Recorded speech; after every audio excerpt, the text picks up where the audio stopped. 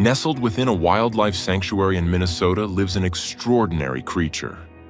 A giant hybrid with the powerful build and spotted coat of a bobcat, but with a size that defies belief, weighing a staggering 88 pounds and capable of reaching 90. This is the story of Blobby, a Blinx, an incredibly rare cross between a Canadian lynx and a bobcat. Despite his imposing stature and formidable appearance, this gentle giant carries the temperament of a house cat, never posing a threat to humans. What follows is a journey where raw power meets tender vulnerability and proves that the greatest strength sometimes resides in the simplest act of love. Before we start, hit the like button and make sure to subscribe if you haven't, and hit that notification bell so that you won't miss any new stories. Dr. Aris Thorne had seen just about everything in his 30 years running the Northwoods Wildlife Haven. He'd rehabilitated eagles with shattered wings, nursed orphaned bear cubs back to health, and even once had to figure out how to treat a moose with a toothache. His life, nestled in the sprawling forests of northern Minnesota, was a testament to the resilience and wildness of nature. But nothing, in all his years, had prepared him for the creature currently lounging in the sun-drenched corner of the sanctuary's largest enclosure. From a distance, he looked like a myth made real. He possessed the powerful, muscular haunches and the distinct spotted markings of a bobcat, but on a scale that defied belief. His body was enormous, a solid mass of muscle that tipped the scales at a staggering 88 pounds. His paws were the size of dinner plates, and his ears were crowned with the long, elegant black tufts of a Canadian lynx. He was a Blinx, an impossibly rare hybrid, a genetic fluke that had combined the formidable traits of two of the Northwoods' most elusive predators into one majestic, awe-inspiring package. Any other animal of his size and lineage would be a fearsome sight, an apex predator demanding respect and a wide berth. But as Aris watched, the giant cat rolled onto his back, exposing a spotted, vulnerable belly to the sky. He let out a soft, chirping sound, less a growl and more a query, and began batting at a dandelion fluff drifting on the breeze. His movements were not those of a wild hunter, but of an oversized, slightly clumsy kitten. This was Blobby, and his story was as improbable as his existence. The story began not at the sanctuary, but 50 miles north, on a patch of rugged land owned by a man as weathered and stubborn as the ancient pines that grew there. Jedediah Jed Stone was a man carved from the very landscape he inhabited. His face was a roadmap of wrinkles etched by 70-odd years of harsh winters and blistering summer suns. He lived a life of quiet solitude, his only companions the deer that nibbled at his vegetable garden and the grumpy blue jays that scolded him from the branches of his oak tree. It was late April, a time of cruel deception in Minnesota. The sun could shine with the promise of spring one moment, only for a bitter late-season blizzard to sweep in the next. It was on the heels of such a storm that Jed, bundled in a flannel-lined canvas jacket, was checking the fence line that bordered the vast expanse of the Superior National Forest. The snow had been heavy and wet, and he was looking for fallen branches or downed wires. The air was sharp and still, the world muffled by a fresh white blanket. That's when he heard it. It was a sound so faint he almost dismissed it as the wind whistling through a knot in a dead tree. A thin, reedy cry, filled with a desperate, hopeless energy. Jed stopped, his breath misting in the frigid air, and listened. There it was again, a tiny needle of sound piercing the profound silence. It was the sound of a kitten. Jed wasn't a man given to sentimentality, but he wasn't cruel either. He knew the brutal calculus of the wild. A kitten, alone after a storm like this, was already a ghost. Still, something compelled him to move. He trudged through the snow, his old knees aching in protest, following the pathetic mews. He found the source under a snow-laden fir bough, huddled against the trunk. It was the most peculiar-looking kitten he had ever seen. It was tiny, no bigger than his gloved hand, and shivering violently. Its fur was a matted mess of brown and gray, with faint, shadowy spots. Its paws seemed too big for its body, and its ears, even at this minuscule size, had tiny, dark tufts at their tips. It was half frozen and barely breathing. Of its mother or any siblings, there was no sign. A track line of a large feline, a lynx by the size of the prince, led away from the spot, but it was alone, with no returning tracks. Perhaps the mother had been spooked, or perhaps, in the brutal triage of nature, she had abandoned a strange, anomalous baby to its fate. Jed grumbled to himself, "Well, ain't you a sorry sight?" He knew the rules. You don't interfere. Nature has its own harsh but necessary logic. Taking it in would be a mistake. It was a wild animal. But as he looked at the trembling, near-lifeless ball of fur, he saw not a wild animal, but a creature on the brink of oblivion. With a sigh that seemed to carry the weight of the whole forest, he gently scooped the kitten up, tucking it inside his jacket against the warmth of his chest. "All right, you little ruckus," he muttered, the name coming to him unbidden. "Let's see if we can't cheat the Reaper just this once." The first 48 hours were a delicate dance with death. Jed, a man more comfortable with fixing tractor engines than nurturing a fragile life, became a reluctant nursemaid. He used an eyedropper to feed the kitten a formula he'd bought at the feed store, a few precious drops at a time. He made a bed for it in a cardboard box lined with his old wool sweaters, placing it near the comforting warmth of his wood-burning stove. He'd wake in the middle of the night to the sound of its weak cries and would patiently administer another feeding, his large, calloused hands surprisingly gentle. Slowly, miraculously, the kitten began to rally. Its shivering subsided, replaced by a faint, rumbling purr whenever Jed stroked its head. Its eyes, a startling shade of blue-gray, began to focus. It started to move, exploring the confines of its box with a clumsy, wobbling gait. Jed would watch, a rare, small smile touching his lips. The silence of his cabin was no longer absolute. It was punctuated by the soft sounds of a tiny life he had pulled back from the edge. As the days turned into weeks, Ruckus grew, and grew, and grew. Jed had raised barn cats before, but this was something else entirely. The kitten's appetite was voracious. His paws, which had seemed comically large, were now growing into his body, which was elongating at an alarming rate. The faint spots on his coat became more defined, and the ear tufts became more prominent. He was a whirlwind of kitten energy, but with none of the predatory grace Jed had seen in other wild felines. His hunting instincts were hilariously miscalibrated. He would stalk a dust bunny with the intensity of a tiger, wiggling his hindquarters before launching into a pounce that was more of a clumsy tumble. He'd capture Jed's leather work boots, wrestling them with a ferocity that was entirely for show, his attacks punctuated by soft, playful growls. He never used his claws. His favorite toy was a red flannel scrap tied to a string.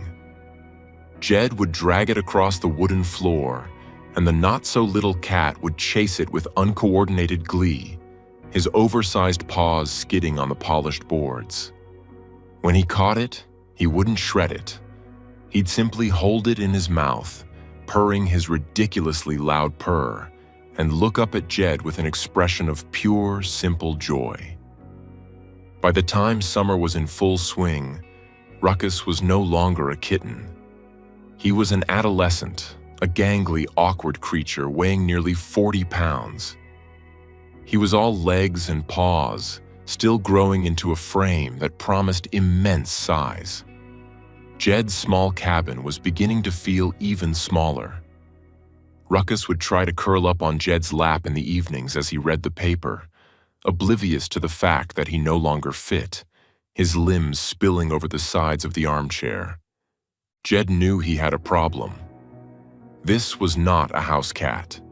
He couldn't let him outside. The cat had no fear of anything and showed no ability to fend for himself. He was utterly dependent on the old man who had saved him. The love Jed felt for the creature was a deep, quiet thing, an unexpected warmth in the twilight of his life. But it was a love tangled with worry. What would happen to Ruckus if something happened to him? The breaking point came one afternoon in the fall. Jed was splitting firewood when Ruckus, now a formidable 60 pounds of sleek muscle, decided to help. He stalked one of the log rounds, batted it gently with a paw the size of a small skillet, then looked at Jed, chirping expectantly as if waiting for praise. A deer and her fawn, frequent visitors, appeared at the edge of the clearing. A true predator would have frozen, every muscle coiled for the hunt. Ruckus looked at them, blinked slowly, and then went back to batting his log. Jed put down his axe, his heart heavy. This magnificent animal, a genetic marvel of predatory power, had the soul of a kitten. He was a masterpiece of nature with a fatal flaw. He didn't know what he was. Keeping him here was selfish. It wasn't a life. With a sense of dread, Jed went inside and looked up the number for the Northwoods Wildlife Haven. Dr. Eris Thorne remembered the phone call vividly. The old man's voice was gravelly, hesitant. He spoke of a cat he'd found, a big fella, that he couldn't care for anymore. Eris had heard calls like this 100 times. Usually, it was a raccoon someone had foolishly tried to domesticate, or, at most, an actual bobcat kitten that was now a snarling, unmanageable adolescent. He agreed to drive out, expecting a routine, if slightly sad, pickup. When Jed opened the cabin door, Eris was greeted by the sight of a grizzled old man and something else. Behind him, a massive feline head peeked around the doorframe. Its eyes were wide with curiosity, and its tufted ears swiveled to track Eris's every move.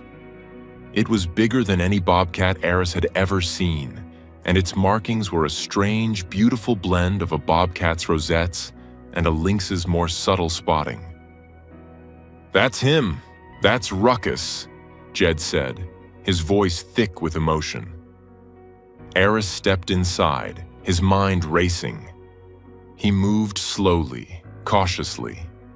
An animal of this size, cornered in a small space, could be incredibly dangerous. But the cat didn't hiss or growl. It padded forward, its movements surprisingly light for its size, and sniffed at Eris's outstretched, non-threatening hand.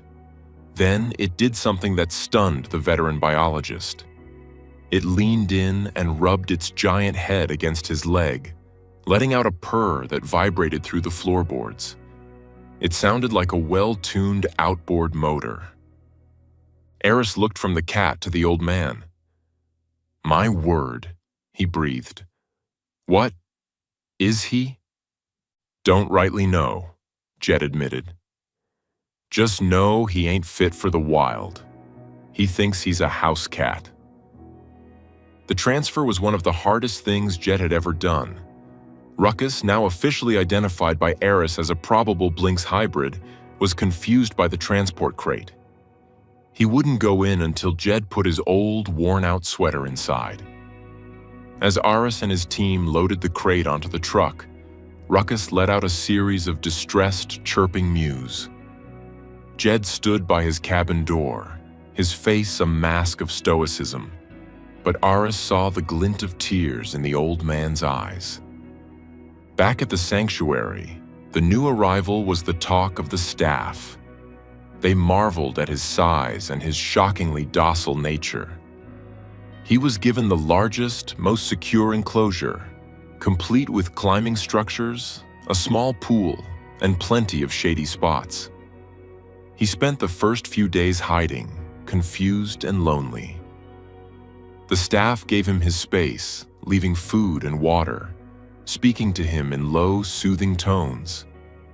It was a young, enthusiastic keeper named Maya who finally broke the ice. She noticed he wasn't eating much. Remembering what Jed had said, she brought in an old flannel shirt from the lost and found. She sat just outside the enclosure, talking to him, and tossed the shirt into a sunny spot. The big cat crept out of his den, sniffed the shirt, and then, with a great sigh, flopped down onto it, rolling around like a kitten in catnip. He started eating that evening. They decided a new name was in order for his new life. Ruckus didn't seem to fit his gentle spirit. It was during a play session that the perfect name emerged. Maya was using a long pole with a bundle of feathers tied to the end. The giant cat, now approaching 80 pounds, would chase it with abandon. But his pounces were still comically clumsy. He'd leap into the air and land with a soft, heavy thump, more like a beanbag than a predator. "He's like a big, lovable blob," Maya laughed one day after he'd performed a particularly ungraceful somersault. And the name stuck. He became Blobby. Despite his gentle nature, the sanctuary's primary goal was always rehabilitation and release. Aris and his team had to know for sure if Blobby could survive on his own. They began a series of carefully controlled tests. The first test involved a live rabbit, placed in a special sectioned-off part of his enclosure. Blobby watched with mild interest as the rabbit hopped around. He crept closer, his body low to the ground. The keepers held their breath. This was it, the moment of truth. Blobby wiggled his hindquarters, just as Jed had described. He launched himself forward and landed a foot to the side of the rabbit, batting at it gently with a sheathed paw. The rabbit, startled, froze. Blobby sniffed it, tilted his massive head, and then looked back at the keepers with a quizzical chirp as if to say, "Okay, this toy's a bit boring. What's next?" The rabbit eventually hopped away, completely unharmed. They tried again weeks later with a pheasant. The result was even more comical. Blobby was more interested in the bird's long, iridescent tail feathers than the bird itself. He chased his own tail for a minute, got dizzy, and then took a nap in a patch of sun. It was unequivocally clear. Blobby was non-releasable. The instincts that should have been hardwired into his DNA were simply not there. He was a predator in form, but a pet in function. For Aris, it was a somber conclusion, a confirmation that a wild animal would live its entire life in captivity.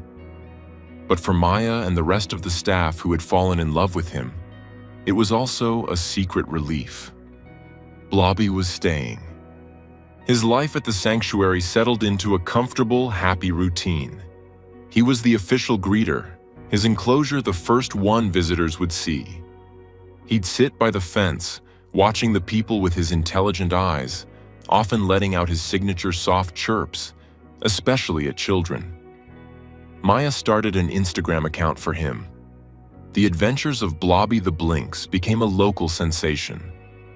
People were captivated by the photos and videos of the giant cat playing with a cardboard box, getting a belly rub from a keeper, or helping rake leaves by pouncing on the pile. He became an ambassador for his wild cousins, a living, purring example of the wonder of the natural world. He loved his caretakers with a fierce, gentle devotion. He'd rub against their legs through the chain-link fence, his purr a deafening rumble of contentment. He'd allow Aris to check his teeth and ears without the slightest protest. His favorite moments were his play sessions with Maya, chasing the feather wand with the boundless joy of a creature who didn't have a care in the world. He was safe, he was loved, and he was happy. One crisp autumn day, a year after he'd brought Ruckus to the sanctuary, Jed Stone's old pickup truck pulled into the visitor parking lot. He was slower now, leaning a bit more heavily on his cane, but his eyes were sharp. He'd followed Blobby's progress on the sanctuary's website, his heart swelling with a strange, distant pride. He had to see him. Aris met him at the gate. "Jed, it's good to see you." "Came to see the boy," Jed said, his voice gruff. Aris led him to the enclosure. Blobby was dozing in the sun, a magnificent 88-pound pile of spotted fur. He looked bigger, healthier, his coat gleaming. "Blobby," Aris called softly. The giant cat's ears twitched. He lifted his massive head and his eyes fell on Aris. Then he saw the man standing next to him. His posture changed instantly. He got to his feet and padded directly to the fence, his eyes locked on Jed. He let out a series of low, excited chirps, a sound Jed hadn't heard in a year. Jed approached the fence, his hand trembling slightly as he reached out. "Hey there, Ruckus," he whispered. Blobby pushed his head hard against the chain link, straining to get closer. He began to purr, that deep engine rumble that Jed remembered so well. It was a sound of pure recognition, of pure, unadulterated love. He rubbed his face back and forth against the wire, trying to get the scent of the man who had saved him, the man who had been his whole world in a tiny cabin in the woods. Jed stood there for a long time, his fingers resting on the fence, tears streaming freely down his weathered cheeks. He wasn't crying from sadness, but from a profound, overwhelming sense of peace. The big fella was okay. He was more than okay. He was home. Watching them, Aris felt a familiar warmth spread through his chest. Blobby was a paradox. He was a creature of immense power who would never hunt, a wild animal who craved a belly rub, a genetic anomaly who had found his place not in the deep woods, but in the hearts of the people who cared for him. He was a living reminder that sometimes the most extraordinary strength is found not in tooth and claw, but in a gentle spirit and a heart big enough to bridge the gap between two worlds. The sun began to set, casting long shadows across the sanctuary. Blobby, his purr finally subsiding to a soft rumble, settled back down, his eyes still on Jed. He was a giant, a myth, a legend, but in the end, he was just what Jed had seen on that cold April day, a creature who wanted to be safe, to be warm, and to be loved. And in this small corner of the Minnesota North Woods, he had found it all.